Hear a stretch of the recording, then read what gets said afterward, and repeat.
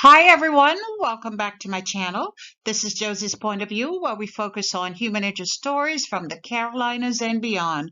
Today it's Friday and it's December the 31st. Oh my, the year is over, December 31st already, but thank you so much for tuning in. If you're new to my channel, I'd like to say welcome. Thank you so much for stopping by. I hope you find the information here to be informative. And if you're a returning viewer, by all means, thank you for coming back. You know, I always say that the tide changes so frequently here on the YouTube streets, so you need to acknowledge where your support comes from. And I want you to know I sincerely thank you for your support. Feel free to like and to share this video, and don't forget to subscribe. Thank you. And our story today comes out of the U.S. Marine Corps base at Camp Lejeune here in North Carolina. Take a look at the headline.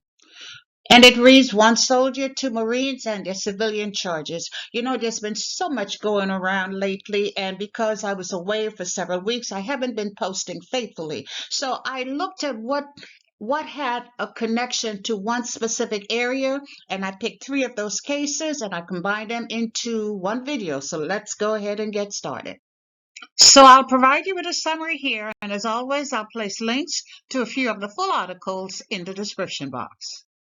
And the first story, the title is pictured here, Camp Lejeune Marine charged with the murder of his infant son. And we're talking about 23-year-old Lance Corporal Nicholas Shane Sneer. He's an active duty Marine assigned to Camp Lejeune, 2nd Marine Division as a rifleman, and he has been in the military since 2018. Well, he was arrested last month. I believe the report says he was arrested on November 24th after authorities say he killed his newborn son. Now, the Marine lives off base in the Jacksonville, North Carolina area, and the Jacksonville police say that on November the 15th, they responded to an emergency medical call at a home in the local area, and upon arriving the Jacksonville Emergency Medical Services, they found an unresponsive 1-month-old baby. EMS, or the Emergency Medical Services, they attempted life-saving measures, but the infant was later transferred to the Onslow Memorial Hospital, which is a smaller hospital in the area. But due to the severity of the child's injuries, he was airlifted. I don't know if it's he or she, but the baby was airlifted to the New Hanover Medical Center in Wilmington, and that's one of the major medical centers in the state. Doctors attempted to resuscitate the infant, but unfortunately, he was pronounced dead 2 days later. Now, detectives and the investigators, they opened an investigation into the child's death about 1 week after the newborn died. And I'm sure they waited for the autopsy report to guide their decisions. But they took Sneers into custody on November the 24th. And because the service member is an active duty Marine, the Navy CID, or the Navy Criminal Investigation Division, they also got involved in the case. And on November the 24th, Sneer, who is the father of the victim, he was charged with felony murder, felony child abuse, and inflicting serious bodily injury. According to his arrest warrant, there's probable cause that Sneer allegedly inflicted blunt force head injury to the child. This means the child was struck in the head because the baby had scalp abrasions, contusions, and diffuse subdural hemorrhage, which essentially means the child was bleeding inside of his or her head. Sneer's first court appearance was on November the 29th, and his bond was denied. The Marine then issued a public statement acknowledging that they were aware of the incident, they were aware of the charges, and that Lance Corporal Sneer was in the process of being administratively discharged from the Marines. I guess the Marine Corps is saying to the Jacksonville police, he's all yours. The crime did not occur on our base, but you can have him. He's being administratively discharged. And moving right along into the next case, and it reads, "Former Camp Lejeune Marine charged in the deaths of grandparents." And we're talking about 24-year-old Gene Alexander Scott, who was indicted last month on 2 counts of felony murder and possession of a weapon during the commission of a crime. Authorities say it was a crime of greed, but would not go into details. And according to what has been reported, Scott was arrested by the military police in Germany and brought back to the United States to face those charges. So Scott is a former Marine who was stationed at Camp Lejeune here in North Carolina. He was assigned there as an ammunition technician, and after a 4-year term, he got out of the Marine in January of 2020.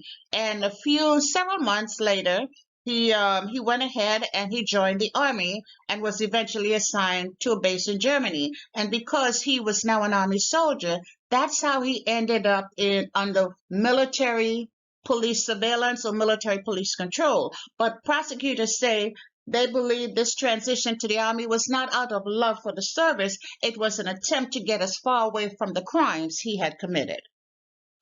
Now, according to reports, Jean Rogers, age 61, and his 78-year-old mother, Billy Rogers, age 78, were found shot to death in their mobile home in Chester County, South Carolina, on June the 21st, 2020. And as the case was being investigated approximately 6 months after the death, that's when Scott left to join the Army. He completed infantry training at Fort Benning, Georgia, and was later assigned as an infantryman to a military base in Germany.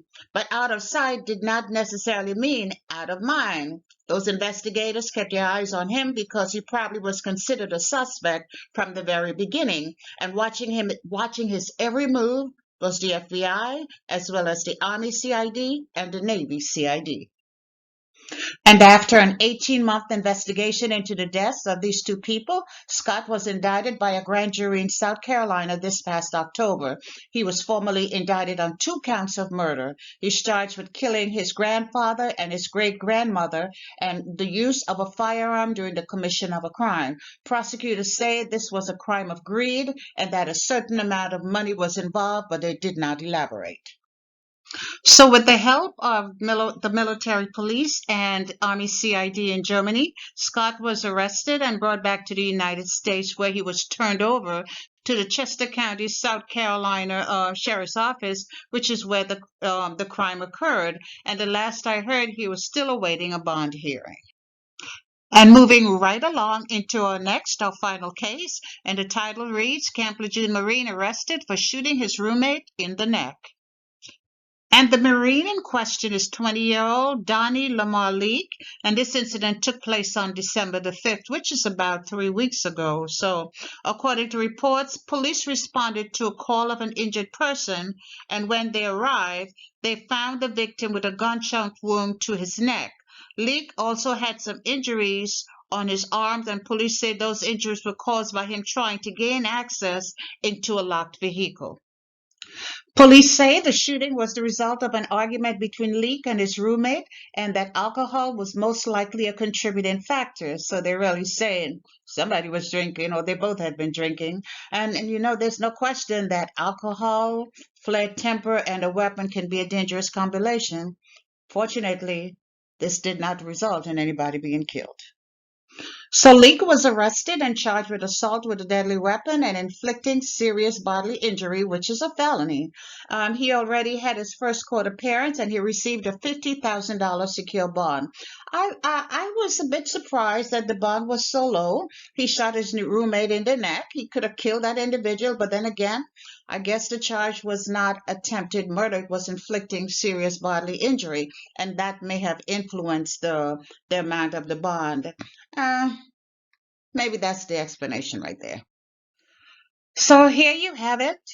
1 soldier, 2 Marines, and their civilian charges. The boys have been behaving badly, and this is just a small section of what has been taking place. Here you have 3 young men facing some very serious charges, and if they are convicted, may spend considerable amount of time in behind bars. Let's hope our young men and women are making better decisions in the coming year. And that's all I have for you right now. Feel free to leave me a comment below and let me know what you think about this video. And by all means, feel free to like it and to share it.